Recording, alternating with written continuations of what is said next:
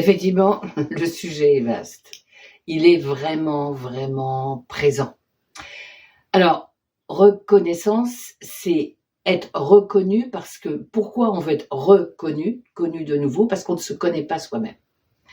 Si on savait qui on est vraiment, si on pouvait aimer qui on est vraiment, on n'irait pas chercher la preuve qu'on est quelqu'un de bien à l'extérieur. Si on le sait, on le vit, c'est tout. La problématique que nous avons, c'est la plupart d'entre nous, c'est de penser et de croire et d'avoir cru pendant des années que nous devons donner un certain résultat dans ce que nous faisons, prouver une valeur. Et ça, c'est la base de notre degré de conscience quand on arrive sur cette planète, qu'on s'incarne. C'est qu'on est mis au monde par nos parents, mais en fait, on n'est pas mis au monde. Dès qu'on grandit, on est prié de correspondre à une attente. Principalement l'attente parentale, mais si c'est pas parental, c'est éducateur, c'est par les études, parce qu'on côtoie même, ça peut être dans le sport, peu importe dans quoi, dans ce qu'on fait. Ce qui va être important, c'est de prouver qu'on est quelqu'un de bien. Et pour prouver qu'on est quelqu'un de bien, c'est ce qu'on va faire qui va le prouver. Ça va durer longtemps parce que vous avez remarqué qu'au fur et à mesure où on fait quelque chose de bien, après, il faut refaire quelque chose de bien. C'est-à-dire que c'est jamais suffisant et on a une espèce de course comme ça au toujours plus, au toujours plus. Qu'à cela ne tienne, comme on a compris que tout fonctionnait comme ça, puisqu'on se retourne autour de nous, apparemment tout le monde fonctionne comme ça, c'est que ça doit être ça la vérité, il va bien falloir qu'on s'arrange avec.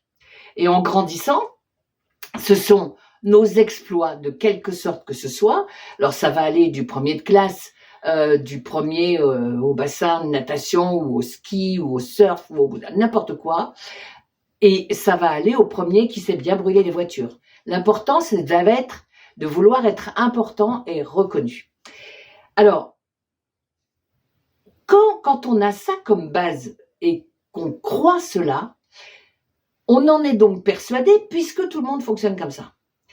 Et ce n'est que parce que on va être déçu de ne pas justement être reconnu pour la valeur de ce qu'on a fait, que petit à petit, à force de ne pas être reconnu, d'être déçu, il va se passer quelque chose pour nous, c'est-à-dire qu'on va être extrêmement affecté et on va avoir plusieurs attitudes suivant le tempérament dans lequel on est. Il y a celui qui sait que de toute façon il vaut rien parce qu'on lui a jamais donné de compliments. Il sait pas ce que c'est parce que il s'en manquait toujours un bout de mieux. Donc il va s'habituer au fait de pas être quelqu'un de bien. Il le sait. Il y a celui qui ne donne pas les bons résultats à l'école. Bon, il sait qu'il est pas doué. Bah lui, il fera, on sait pas quoi, mais bon, on fera bien quelque chose. Il y a celui qui, ou quand je dis celui, c'est celle évidemment en même temps, qui va se retrouver avec une rage de ne pas être reconnu comme étant quelqu'un de bien malgré tout ce qu'il fait, qui va tout casser, il va tout faire pour que il existe, il doit avoir une place et c'est les autres qui doivent lui donner cette place-là parce que c'est pas possible autrement avec tout ce qu'il fait. Il y a celui qui va continuer de faire et faire et faire plus et faire plus et faire plus. Alors celui-là, c'est souvent celui-là qu'on retrouve dans les burn-out entre 35 et 45 ans. En général, c'est par là-bas que ça arrive. Parce qu'on lui en a demandé plus, Et comme il sait qu'il n'a pas de limite, puisque sa valeur n'a pas de limite, pour prouver qu'il est de plus en plus quelqu'un de bien, il faut qu'il fasse de plus en plus. Jusqu'au moment où tout l'organisme lui dit stop, on arrête.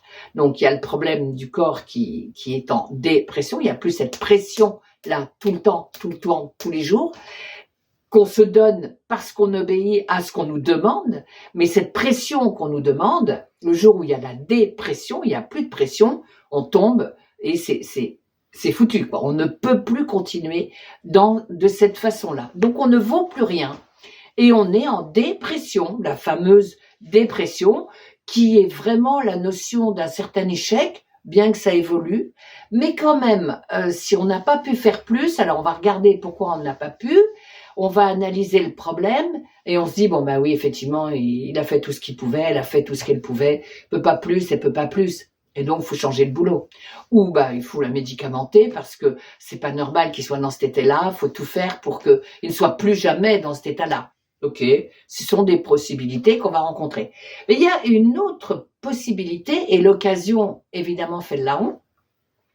C'est quand on est complètement plus rien, il y a quelque chose qui n'est pas possible. Alors, je ne parle pas des gens qui vont jusqu'à être désespérés au point de se tuer, d'une manière ou d'une autre. Je ne parle pas de ceux-là.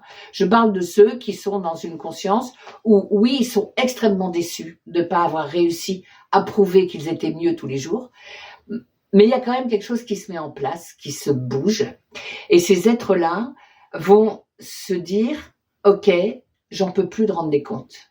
Je ne veux plus rendre des comptes à quelqu'un et je veux plus qu'on me dise ce que je dois faire. Je ne peux plus le supporter. Alors c'est souvent un changement de boulot, un changement de direction dans la vie. Ça peut être un déménagement de la ville à la campagne, de la campagne à la ville. Tout peut être possible, mais il y a ce changement profond. Et ce changement profond va nous permettre de prendre conscience qu'en fait, on n'est pas un faire humain. On n'est pas un faire humain. On est un être humain. Mais qu'est-ce que ça veut dire? Autant faire humain, on a bien compris ce que ça voulait dire, il suffisait de faire. Mais ça n'a pas marché. Si ça ne marche pas, qu'est-ce qui nous reste? Est-ce que je peux être un être humain? C'est quoi un être humain? C'est celui qui va pouvoir un jour aimer qui il est, quoi qu'il fasse. Et c'est là où on peut avoir plein d'analogies pour raconter tout ça, mais est-ce qu'on reste à une conscience de graine qui a tout fait pour prouver aux autres graines dans le sac de graines familial et sociétal qu'il était une belle graine? Ou est-ce que le jour où on s'est planté, ce fameux échec social qui est une réussite pour nous-mêmes, on va pouvoir, quand on est planté, pousser pour qui on est. C'est pas la graine qui pousse, ça va être le germe qui était enfermé dans la graine. Et à partir du moment où ce germe commence à faire des radicelles, des racines, il va forcément passer de la fameuse zone d'obscurité de la Terre pour être attiré par la verticalité de la lumière du jour qui le pousse à monter en verticalité pour simplement développer qui il est. Et quand on commence à pouvoir développer qui on est, on ne va plus chercher à plaire ou à être reconnu par quelqu'un d'autre, parce qu'on va appréhender qui on est, et au fur et à mesure où on grandit, on va pouvoir aimer qui on est. Et si on aime qui on est, on n'a pas besoin que quelqu'un nous aime. Par contre, on peut avoir envie que quelqu'un nous aime. Mais je reviens au problème de la reconnaissance. Si on est dans une situation sociale, familiale parfois, où on nous reconnaît au fur et à mesure dans le développement de ce que l'on fait, on n'aura pas de problème. Le problème n'arrive que quand on est déçu de ne pas être reconnu par l'autre. La fameuse reconnaissance. Donc on va chercher à l'extérieur de nous ce que l'on ne sait pas que l'on est. Donc c'est toujours l'autre qui a une meilleure opinion et qui doit avoir une meilleure opinion de nous que nous-mêmes. Donc l'autre est beaucoup plus important que nous puisque c'est lui qui est notre juge, comme nos parents ont pu l'être probablement, mais c'est lui qui est le juge de notre valeur. Comment on peut confier qui on est à quelqu'un d'autre? Comment l'autre est plus important que nous-mêmes et lui sait ce que nous, on devrait faire. Mais ce qu'on doit faire pour que l'autre nous reconnaisse ne peut n'avoir rien à voir avec qui on est. Donc si on a rencontré l'autre sur notre chemin et que cet autre nous met dans une situation où on est très affecté, parce que justement il ne nous reconnaît pas, qu'il nous méprise parfois, qu'on se retrouve dans une situation où on compte plus, on est méprisé alors qu'on a tant compté pour la société dans laquelle on était, pour la firme, pour l'entreprise, pour tout ça. On a tant compté au départ, on nous a tellement encensé, c'était tellement formidable. Ah oui, vraiment, on est tellement content que tu sois dans l'équipe. Et puis petit à petit, il y a un moment donné, on n'en fait pas assez. Et c'est l'autre qui nous le dit.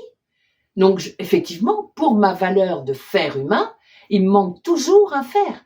Mais ça veut dire que je ne serai pas aimé par l'autre. Donc je ne suis pas reconnu comme quelqu'un de bien. Et c'est là où on voit qu'à force, j'ai envie de dire, d'en prendre plein la gueule de ça, de que la récurrence de cela, où de nouveau je me retrouve dans une situation où j'en ai pas encore assez fait, c'est seulement dans ce trop faire qu'à un moment donné, on va arrêter d'aller chercher la reconnaissance chez l'autre parce qu'on va se connaître soi-même. Plus on va connaître qui on est, plus on va aimer qui on est, parce qu'on ne rend des comptes à personne. On existe pour qui on est. Chacun a son parcours, chacun a son chemin, chacun a le degré de conscience qu'il a, et à force d'être dérangé, ce degré de conscience, il va bouger, il va évoluer. C'est-à-dire que quand j'ai été encensée dans l'entreprise, mon degré de conscience faisait que j'étais dans un confort formidable. Il suffisait que je sois très attentive à ce que je faisais et que je fasse tout bien. C'était formidable. J'ai vécu une période merveilleuse. Pourquoi elle s'est arrêtée, cette période? Pourquoi ça ne s'est pas maintenu? Mais parce que je peux plus fournir, parce que je suis arrivée au bout de mes capacités, mais ne serait-ce que physique. On demande pas tout ça à un être humain quand même, c'est pas possible. Ah ben si, à un faire humain, on demande tout, et toujours plus, et toujours plus. Donc, si on n'est pas reconnu comme un bon faire humain, c'est là où on a toutes nos chances de pouvoir un jour prendre conscience qu'on est humain. On est un être. Et un être, c'est composé d'une part visible et de sa part non visible. La part non visible, c'est ce qui anime la part visible. Et anima, en latin, ça se traduit par âme. C'est pas un gros mot, ça appartient pas à quelqu'un, à une religion, à quoi que ce soit. On est animé, notre corps et notre personne sont là pour être ensemble et non plus attendre la reconnaissance de quelqu'un d'extérieur, un autre humain qui est juge. Absolument pas. Nous, plus on va être en conscience que faire n'amènera pas le fait d'être bien, plus on aura été déçu, plus on aura été affecté, plus on recherchera l'amour dans l'intérieur de nous-mêmes.